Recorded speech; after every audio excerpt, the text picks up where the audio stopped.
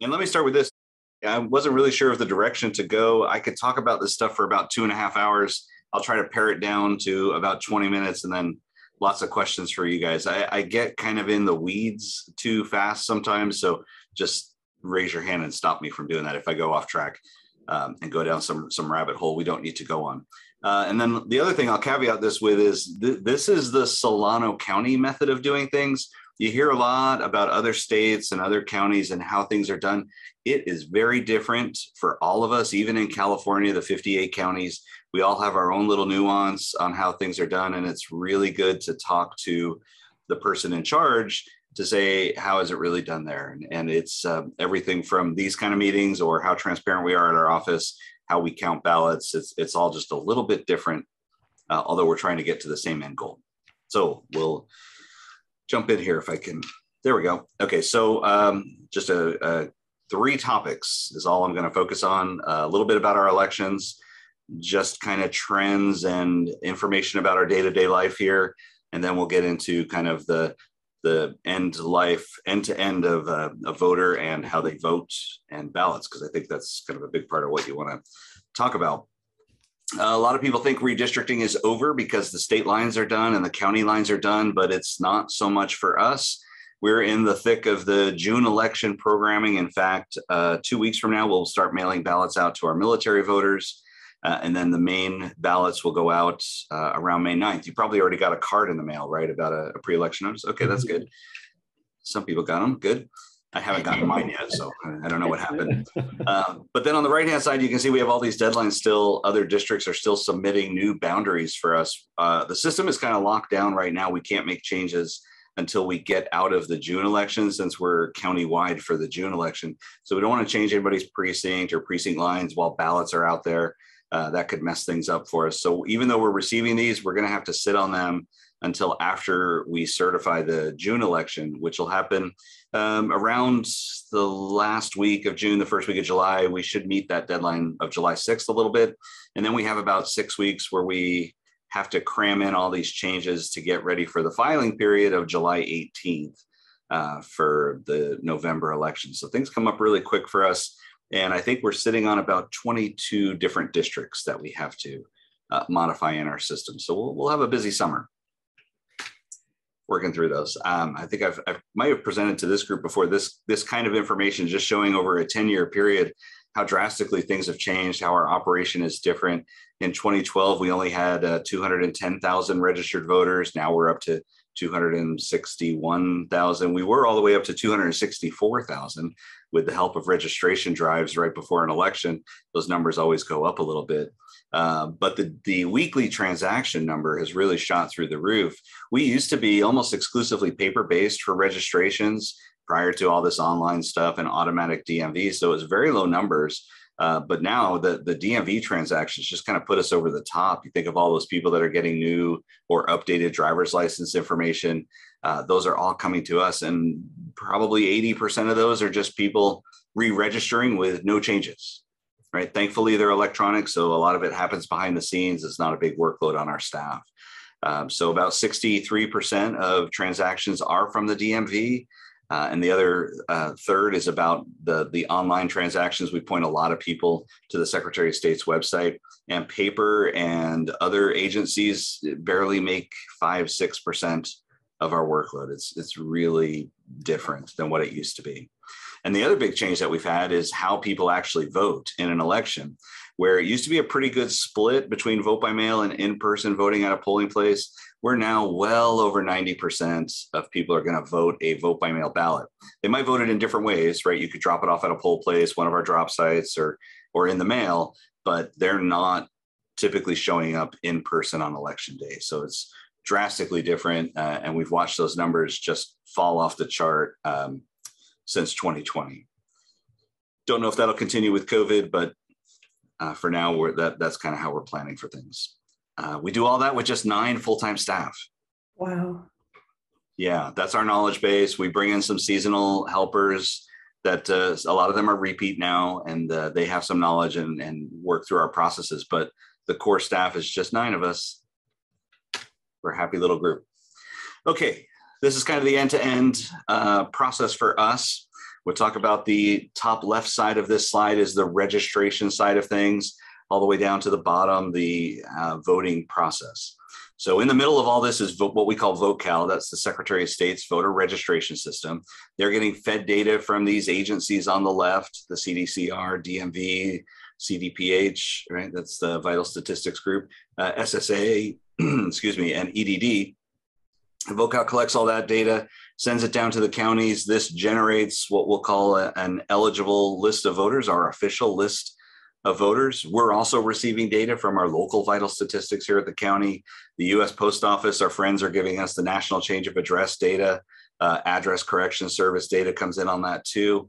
And then in between the two of us, between the county and the state, we're doing this process to look for duplicate voters statewide and trying to find matches. And I've got a little slide on that and of the different scenarios we'll go through, but it's pretty robust. And we do that to kind of minimize, obviously, duplicate voters, duplicate ballots going out there, and minimize that fraud and make the integrity of the next step when we send ballots out just at a higher level by reducing all those duplicates.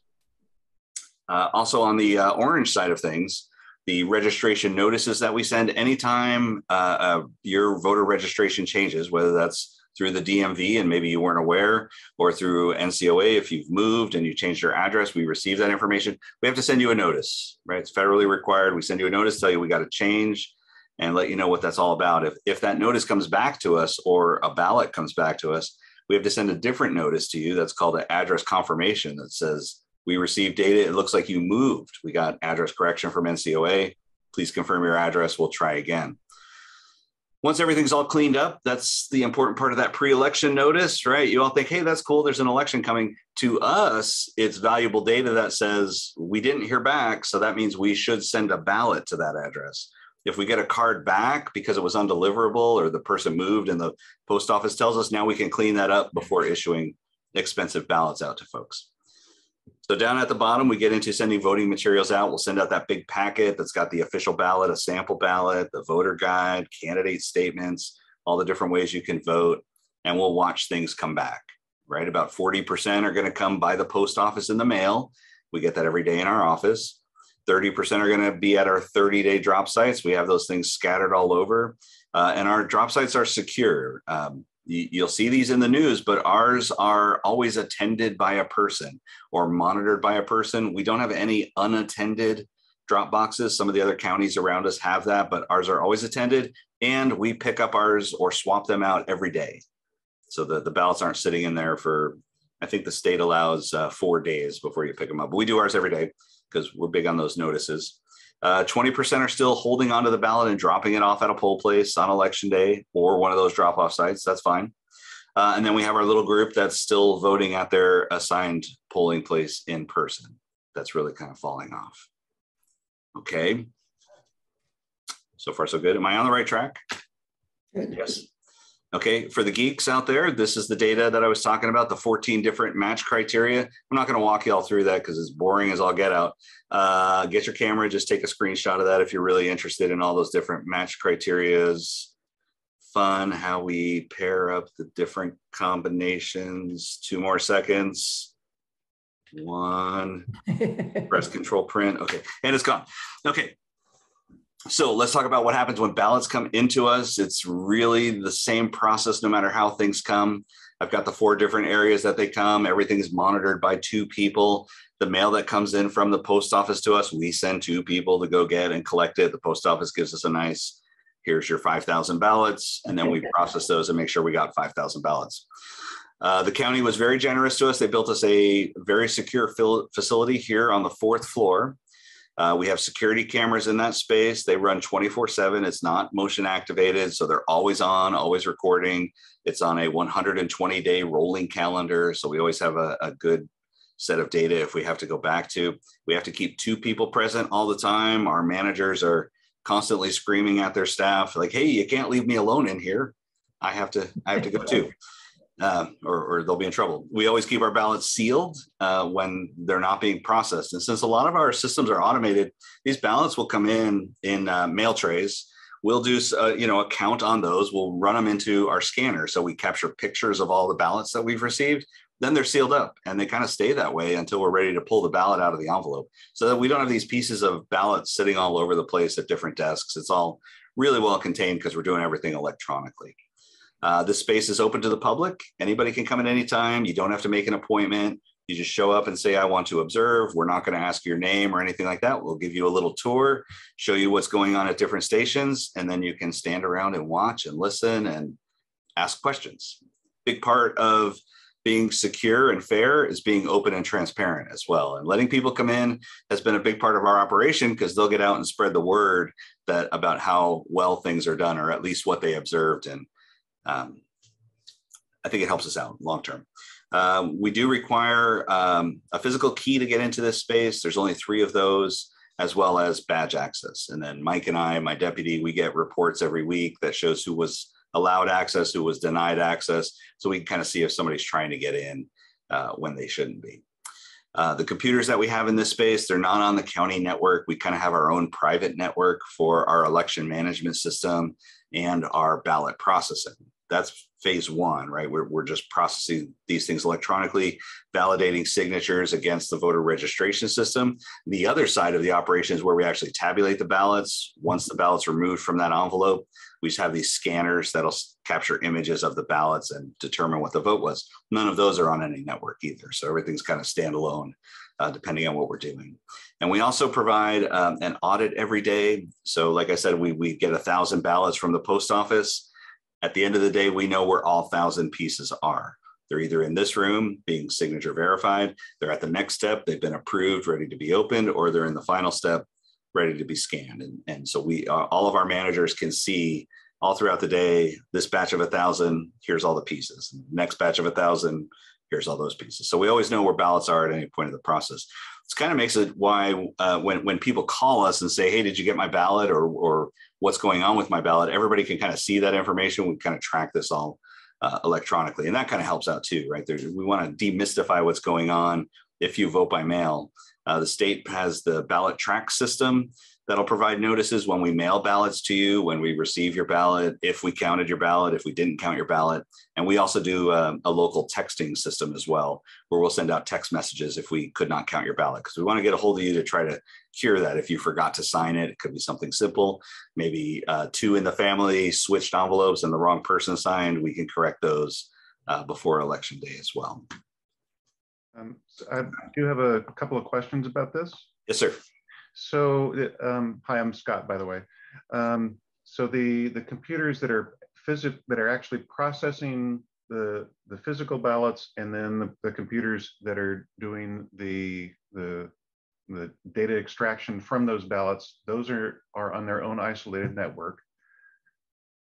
But the data that they provide from those ballots, where does that go? And is that on that same network, or is that on the county network?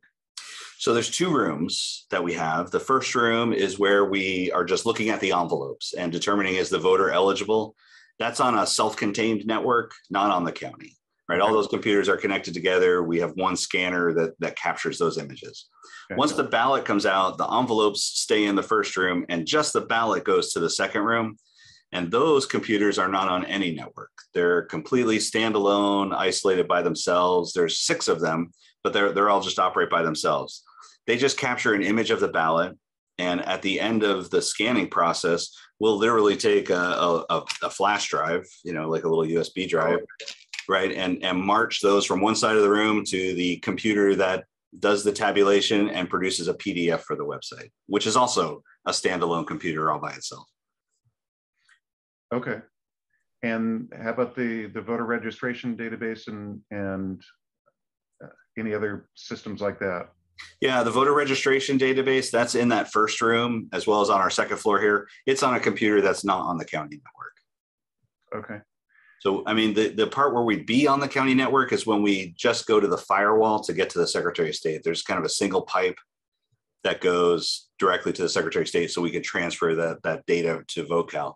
But these computers don't have internet access, right? All that stuff is blocked, right, except for the voter registration system. Okay, and then the final step for people like me that go online to see the results, how is the data put onto, how does the data get over to that system?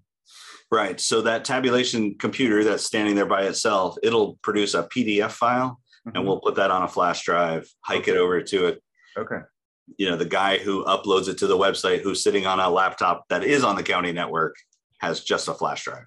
Okay. Great. So you're automating a bunch of the steps, but there are key points where you're not automating it for security. Well, we're automating it, but we're not sharing it on a widespread network. Right. Well, Right. What I mean is, you're physically transferring it via USB drive rather than automatically sending it across. Oh yeah, yeah. For ballots and the tabulation system. Yeah. There's no network card or anything on those devices. Yeah. Okay. Cool. Thank you. Yeah. Sure thing. And I think in one of these slides, probably the last slide, I'll talk a little bit more about that tabulation side of things. This is the different stages for a vote by mail ballot, where we go. This is the different steps that we have along the way, where we have to first check, is the envelope itself valid for this election, right? We put codes on there so we know this range of values is valid for this election. We rarely get ballots for a different election, but we can get ballots for other counties. Voters can drop off ballots in any county, and we have to forward them on to the correct county. So we'll see some Contra Costa ballots, some YOLO ballots. Those get rejected by our automation system because they're kind of out of our range. Phase 2, we go through and do the signature review. We verify the voter signature matches their registration information.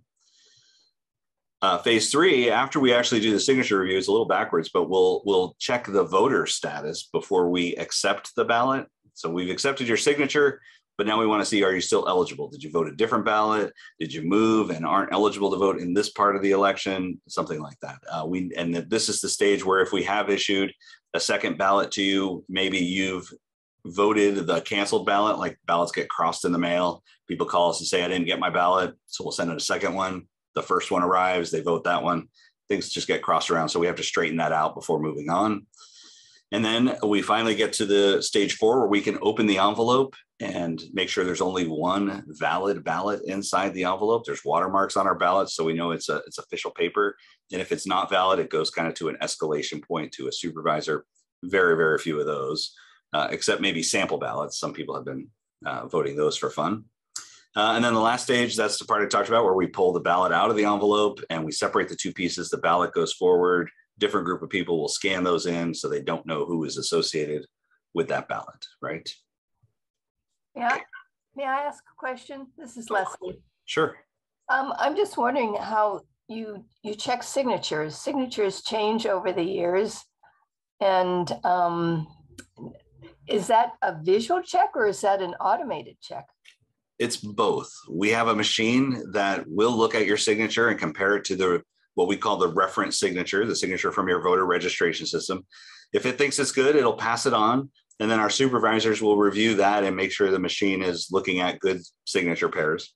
If it's challenged, you see on our slide, it's about 30% that the machine doesn't recognize. Those go to humans, and humans will have to dig through your voter registration records, look for other signatures that we might have on file. We might look at the VoteCal system to see if they have other records, if you've moved in from another county. So we have the ability to check more than one signature through this process, right? As long as a human is kind of poking around in our system, they can usually find 5 or 6 different signatures that a voter might have. If it is challenged after all that, it still goes to a supervisor who has many years of looking at signatures. And they may say, well, if you look at this first letter, the K looks like the K, or here how they close the loop on their O's, the little squiggle they put at the top, that's the same. All these letters are slanting the same way. They didn't dip below the line. You know, those kind of characteristics of a signature. Supervisors get really good at that. However, they may challenge it as well and say, this really isn't this voter signature. And that's when we trigger the text message, the ballot tracks message. We'll send a letter physically to the person to let them know we have a problem with their signature to try to correct it. Is there anyone who signs with an X? There may be. I haven't personally looked at all of the signatures that we have, but we do allow stamps. If the stamp is registered with the Secretary of State or the DMV, we can accept those. If it is an X and we don't have an X on file, it's going to get challenged. Okay, thanks. Sure. When we used to register voters in the classrooms, in the high school classrooms, they made quite a big deal about it needed to be exact. They had to sign in exactly the way they signed on their license. If they, if their license was the official signature, and a lot of kids were saying, "Well, I don't remember if I did my middle initial or my full middle name." How exact does it have to be when you're looking for a signature match? Do you, if you at one point registered with your middle name, do you have to have it in order for the ballot to count? Not at all. No. I mean, if we can make out the first name and some of the last name, or all of the last name and some of the first name, I mean, my signature has changed over years. I'm also a junior, so sometimes I'll add junior, sometimes I don't. Sometimes I use my middle initial, sometimes I don't. Okay. All those things are fine as long as I make my J and my G and the letters are kind of slanting the same way. It's probably going to get through. Okay. It might not get through by the machine, right? Because the machine is trying to line up exact pictures of your images, but the humans that are looking at it, they'll usually get it through. It's a real low number that we reject. I mean, it's probably 2 to 2.5% of all the ballots received. If we're looking at getting 150,000 ballots back, that it's quite a low number, 500 to 600 maybe. And we also, people can request this list. This is helpful to us as well. We have groups that want the list of the challenged signatures, and they'll do outreach to those voters as well to try to get the signatures cured and more ballots counted through. Have you ever done an audit of the signature matching process and the results that you got to just to validate that your process is good and gets good results? We actually do the audit for training purposes. So our managers will audit the line level staff, and they often have to give them some feedback, like you're challenging too many or you're not challenging enough, right? And they'll coach them along the way. We've got the machine pretty well dialed in because it's kind of set to reject as much as possible. But they do kind of look at the machine, and that's why we keep kind of cranking the threshold up on that thing. It's just sometimes some what we would have challenged got through. So they toss out as much as possible now from the machine. It's got to be pristine for the machine to clear it. But they look at that every day too, for every batch that we put through. Before we get to that last stage, that's got to go through a supervisor review, at least one. Wow. Yeah, I would say it's fun to come watch, but a lot of people come and watch and then they're like, okay, this is really boring. They get going really fast. They're looking at two images on the screen. If you can imagine, right, we have the reference image and then the scanned image below, and we put 4 of them across the screen, and you can really kind of glance across and quickly see that one's no good. The rest of these are good. Next screen, and they just kind of rip right through these pretty fast. Wow. Yeah, it's fun. Come watch though. It's eye-opening. Oh, is there something, the one concern is purging the voter registration rolls and going through there. I've heard this in other states. I haven't really heard about it in California. Is that something that happens in California, where the vote, if you didn't vote in the last national election or some variable, why they would remove somebody from the voter rolls? Okay, so you can't be removed federally just because you didn't vote. You can be removed federally if we sent a ballot to you or any other piece of mail and that came back undeliverable to us. Oh. And then you didn't vote in 2 federal elections. So we keep trying to reach out to you. Are you there? Are you there? This mail just keeps coming back and you haven't voted in 4 years. Now we can remove you.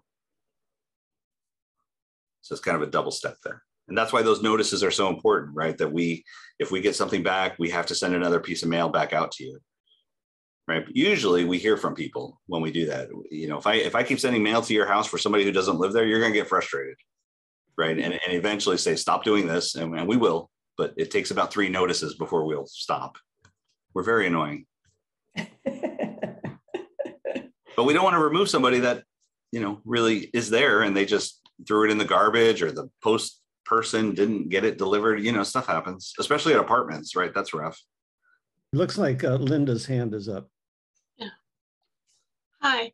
My dad had Parkinson's at the end of his life, and he had the shakes. So if we get someone who no longer can sign, should we advise them of just contacting you? your office?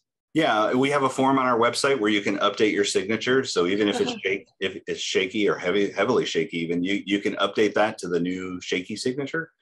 And let's not forget, if we challenge your signature because it's shaky or off for some reason, we're still going to reach out to you, right, and send a letter to say, here's how you cure this signature, right? We need to make sure this is really you. So we're not just going to void the ballot just because the signature didn't match. We try to reach out and make sure that gets corrected. And if you sign this new letter, we'll capture that as your new signature. Perfect. I'll find that form, because I guarantee you I'll probably be the one person who will get someone. Yeah, and that's where the ballot tracks alerts and our text message, if you sign up for those, that's really helpful, because as soon as we're almost the same day processing, but as soon as we get that indication that your ballot counted, those messages will go out either the next day or within a couple hours. And then you can sleep at night knowing your ballot was counted or not. So on the flip side of that, though, if you get a ballot that you have to reject because of the signature, and all you're doing is sending a letter, and if you sign the new form with that new signature, then you're okay, then that means that somebody could take over the voting for somebody. What do you have in place to prevent that? Well, remember, we're going to attach that signature to your record, right? You're signing an affidavit. We mailed that notice to your address on file, right? So you'd have to intercept their mail plus all the other notices that we've sent along the way. So I don't think it's as easy as I got the letter, I'll sign this the same way, right? You'd have to intercept that letter. Plus, we're also sending the text message. So you may have called in based on that to your record. And if you're signed up for the ballot tracks, that would defeat it as well, because you would see the message in the ballot tracks before getting the letter. Okay. Well, yeah, I'm thinking of a case where, you know, maybe a child or a caregiver for someone who's older that's not monitoring their mail themselves. You know, and I'm sure it's rare, but it's the kind of thing that the conspiracy theorists latch onto. So, yeah, I guess there's always ways around some of these procedures. Oh, for sure. For sure. I mean, you could hijack people's registrations with a paper registration form, right? The same way. Of course, that's when a DMV update comes in, that would override that. But right. Yeah, right. You could take over somebody's mailbox on a paper form. Yep. You're committing a felony for one vote, but yeah, you could do it. Yeah, for one vote. I guess. And we certainly don't have any reports of people saying, I got a notice or I got a text message and then I got a letter, or I didn't get a letter. You know, I cured my signature and then I got this letter later. You know, or I never got your letter, something like that. Usually when they get the text alerts, things are kind of on the up and up. We could do a test case though. Try to throw my staff off and see if they pick up on it. I'd be happy to do the test case as long as you don't charge me with a felony. Yeah. Not guaranteed. Maybe we want to do that in an off election kind of cycle. Okay, I think this is my last slide because it says number 9 at the bottom, and I know it's 7 o'clock, but really important information. I may have wished I started with this one. All of our systems require multi-factor authentication. Whenever I log onto a computer, I have to have a badge and my password, whether that computer is connected to a network or not. I already talked about our non-county network for our sensitive information. All my staff go through annual background checks, including our seasonal employees. So we kind of, make sure everybody's on the up and up there. Our voting equipment, and this should be bold, it's Hart InterCivic. We do not have the Dominion voting system. We're one of about 13 counties. And to be honest, that has probably saved us so much grief and headache alone to not have to deal with the conspiracy people over the Dominion system. I don't know if the stuff is valid or not, but we don't use that system. So not a problem. And one of the best things is on this next point, you all know about the federal and state certification. There's no network connection on any of our voting equipment devices. There's no modems inside them for secret Wi-Fi or anything like that. Most importantly, they have a whitelist of allowable programs, right? Which is one of the great hardening tools that you could have. So even if I did put a flash drive in that had some kind of malware or ransomware on it, the system's not going to run it because it's not one of the recognized whitelisted programs. So I think that's pretty cool in our voting systems. And then, of course, we're always briefed monthly by our friends at Homeland Security and the FBI about things to be aware of, threats that are going on around the country and the state. That helps us kind of prep our poll workers and seasonal employees, things to watch out for. We sure have learned a lot about phishing and emails and attacks. And, you know, thankfully, by having our systems separate, even if something did happen on the county network, we're pretty isolated from that. Interesting. Yes.